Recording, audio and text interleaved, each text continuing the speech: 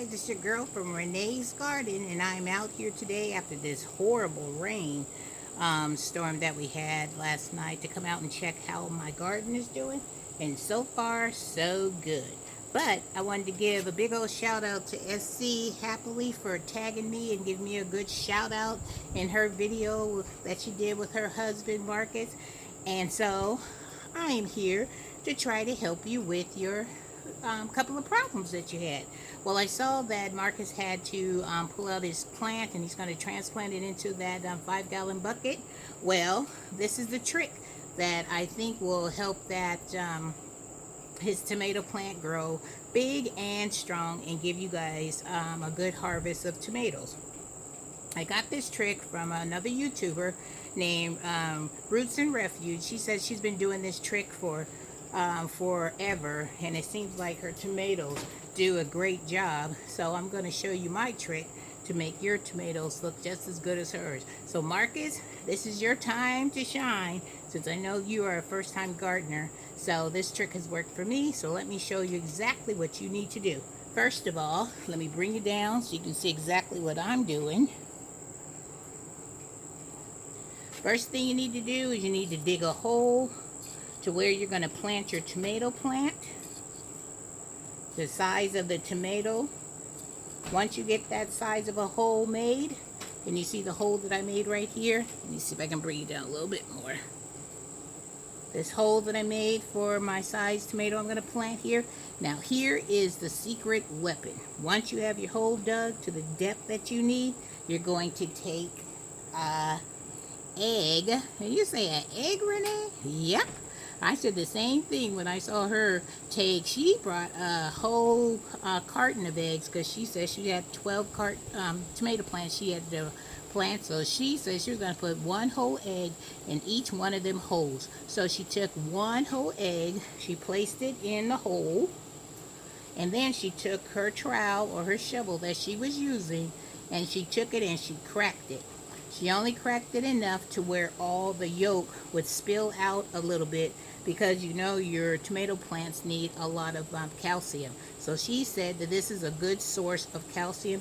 It will help to feed your roots, give them a strong start, and even after you transplant it, it will take some of the shock from being pulled out, and especially if your tomato plant has been put under a lot of stress, this will help it rebound. So then take your plant, put it on top of your egg, fill it up with dirt all around your plant, water it in, and let it go.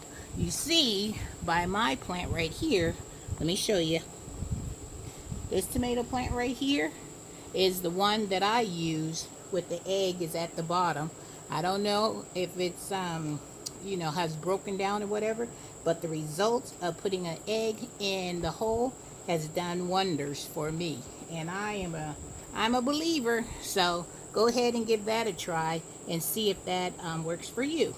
All right, I heard that you had another problem with your cabbage, with worms and stuff. So let me take you over to my gardening table, and I'll show you exactly what I had. I had problems like that.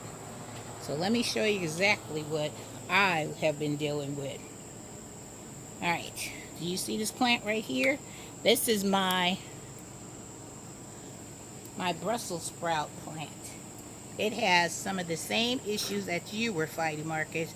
It had I had worms, that white butterfly that you see flying all around. Every time you see that white butterfly, you want to shoo them away, because what she's doing, she's looking for a place to lay those ugly, crazy, bad eggs onto your plants. And she usually does it on the back of your leaves. So what I did the same thing you did, Marcus. I took my pruners, cut off all the bad leaves. I'm still working on this one, but like I said, mine look worse than yours. So after putting neem oil on it, putting a dish, I used some Dawn and some water in a spray bottle. I hit that bad boy on this plant, and I hit it like maybe twice a week, because I was determined to not let that caterpillar sit here and eat on my plants after I had worked so hard to get it to be as big as it is. And so I said, not on my watch. So I came and I sprayed and sprayed and sprayed. And as you can see, because remember, you see how your top of your plant looked, how it was all chewed up, and the person was just, that worm was just eating, eating, eating. Mine looked the same way. But see, it's slowly coming back to life. So, and look at my Brussels sprouts. My Brussels sprouts are starting to come back as well. So a true gardener never gives up. We use everything in our arsenal to kill anything that is trying to destroy our plant. So you have a fabulous support system. You have your wife behind you.